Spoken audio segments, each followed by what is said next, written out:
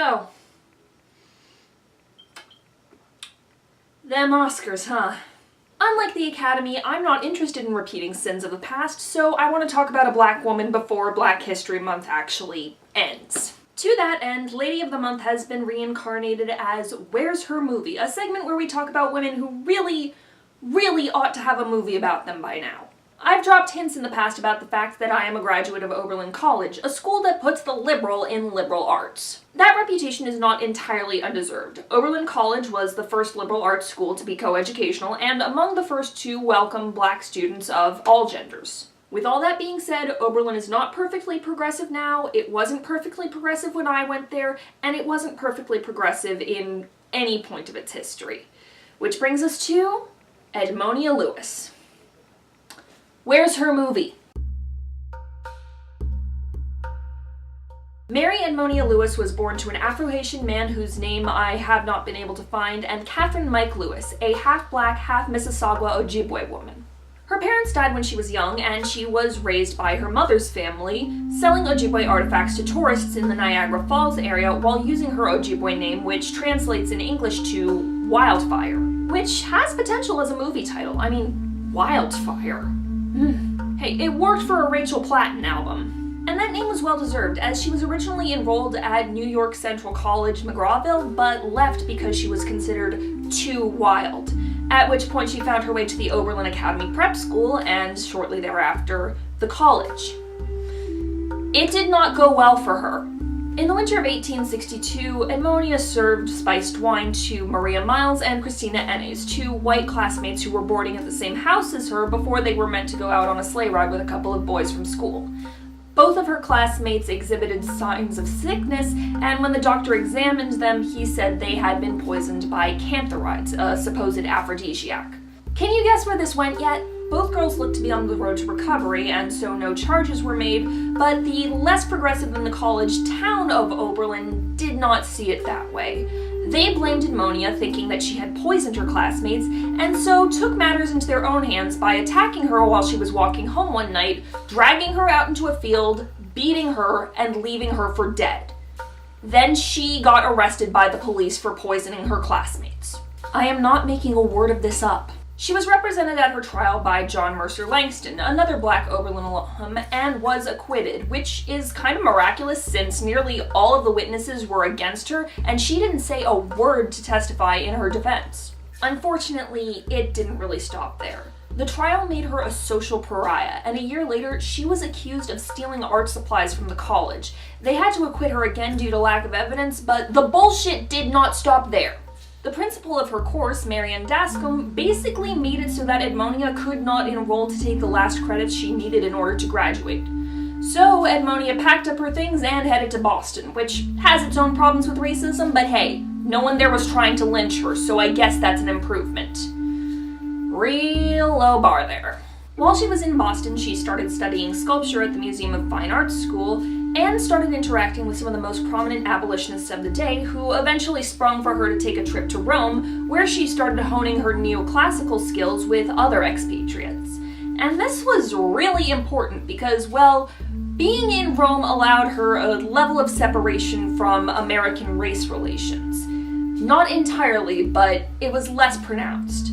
Her time at Oberlin could make a movie unto itself, but so could her time in Rome. She was an American expatriate and a woman of color operating in a very white sphere, both as a creator and just as a person. And yet, she never gave up on her heritage. It's changed in order to fit the medium and the tastes of her audience, but it is there. Now, I'm not an art critic, so I can't speak to how technically good they are, but as a feminist who tries her best to be inclusive and intersectional in my feminism, I think these are pretty amazing as examples of how art works. She's working with some very diverse subject matters, including Hiawatha, Hagar, and Cleopatra, and yet she has to sanitize them to a degree for a white audience, which is interesting because she's also appropriating a white medium in order to encompass a black experience. And this was a problem she had to deal with anyway. People wanted to read commentary in her works and discuss what it meant for the black native woman to be making sculptures of black native people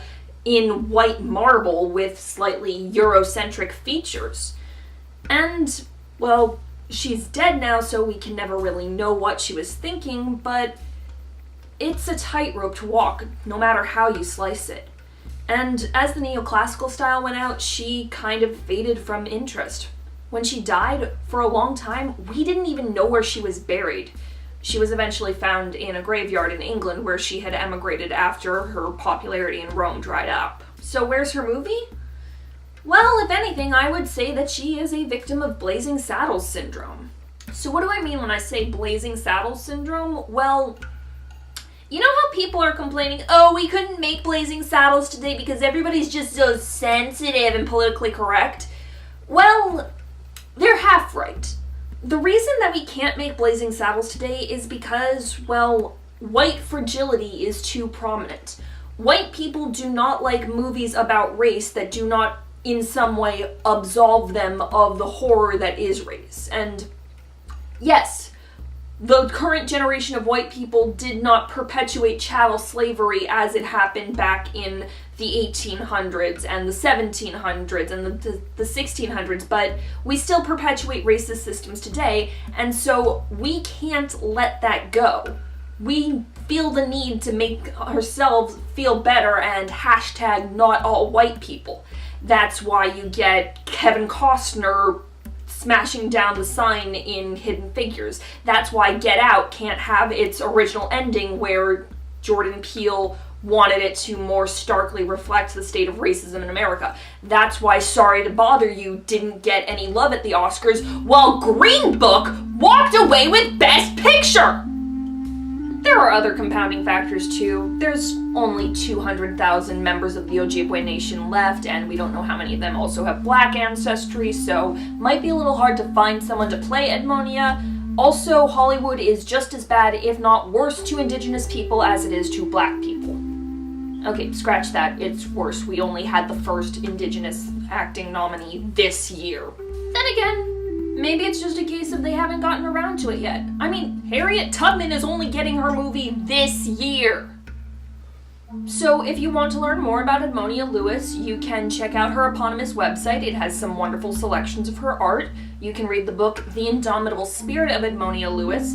You can, I don't know, take a 30-minute drive out to Oberlin and go to the ELC Center, which is a refuge for women and trans folks. And you can keep asking the question until we get an answer. Where's her movie? Merci beaucoup for watching. Please be sure to like, leave comments, share, and subscribe. I would love to make these videos more often, but to do that, I need your help fending off the YouTube algorithm. If there's a woman you think deserves a movie, mention her in the comments and I will consider it. If you want extra consideration, you can join my Patreon, where you can also get traditional episode requests, cameo opportunities, and early access. Have a wonderful time, and I will see you soon. A bientôt!